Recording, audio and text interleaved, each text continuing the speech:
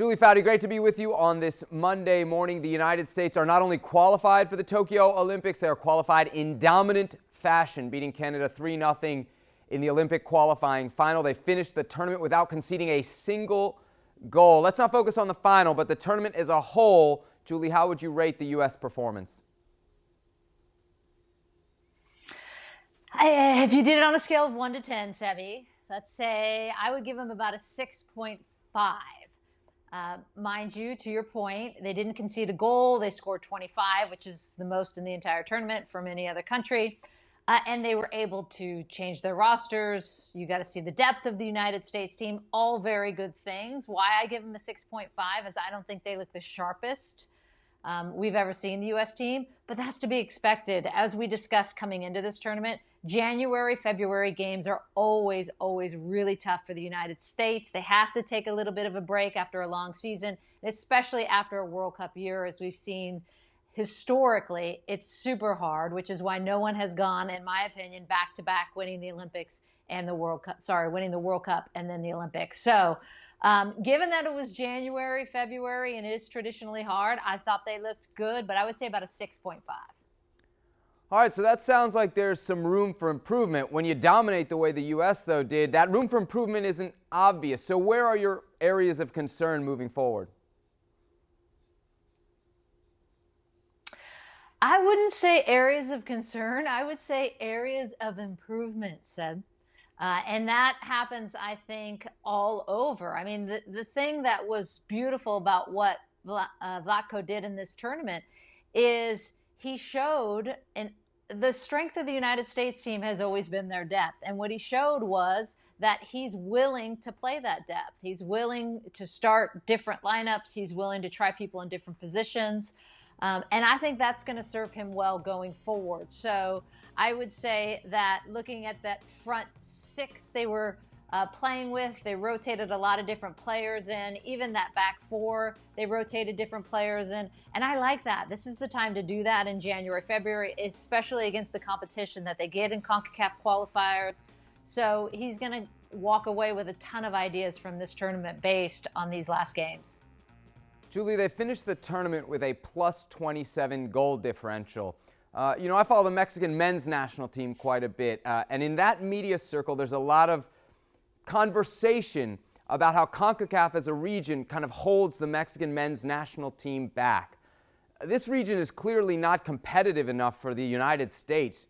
Could it hold the U.S. women back, especially as we think about Europe and all the competition that those nations are going to get when they face off in these types of tournaments?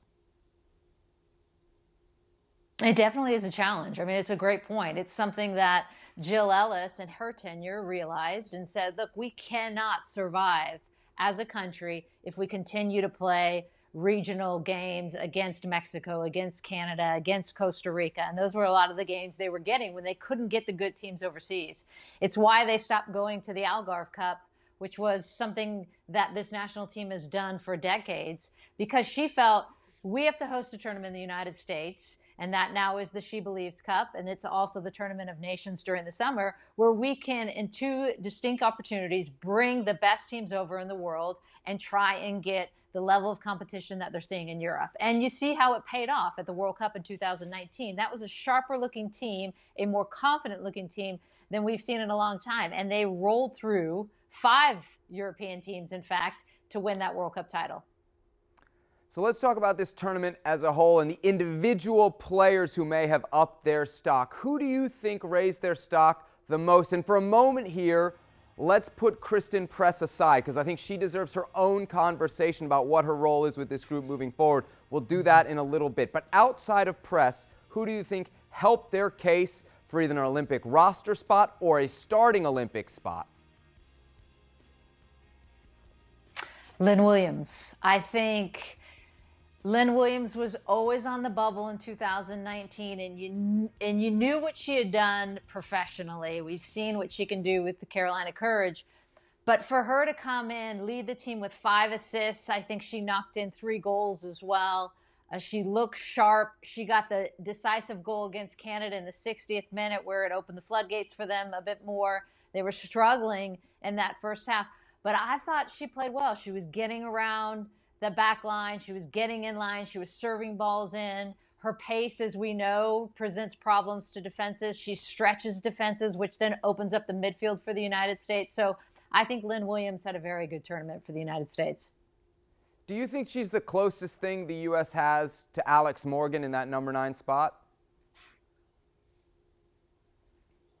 I don't. I actually like Lynn in a wider spot better because of her pace, and she can get around the corner.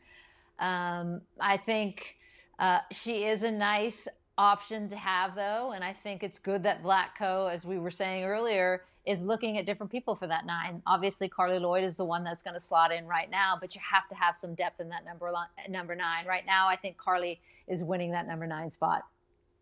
Yeah, Lynn Williams, a goal and 2 assists against Canada in the final. One final thought on this. It's our first chance to see Vladko Andonovsky manage this team in a competitive tournament. Did you have any big takeaways about his style? I like that he's willing to play people. I like that he's willing to try people in different positions. And I think this is a team that's going to go to the Olympics, and you know the core group of this team, the marquee stars of this team, they're in their 30s. I mean, the age at the Olympics for Carly Lloyd is 38. For Megan Rapinoe at the Olympics, she'll be 35. Tobin Heath will be 32. Kristen Press will be 31. So that core group is in their 30s. And for the United States to play as many games as they are at the Olympics, 6 total they're hoping, they need to be able to showcase and highlight that depth. And right now he looks like he is willing to do that, and it will serve him well for sure because of that tightened roster of 18 players at the Olympics. Well, thank you very much for watching ESPN on YouTube. For more sports highlights and analysis, be sure to download the ESPN app. And for live streaming, premium content, and let's not forget as well, ESPN FC 7 days a week. Subscribe to ESPN+.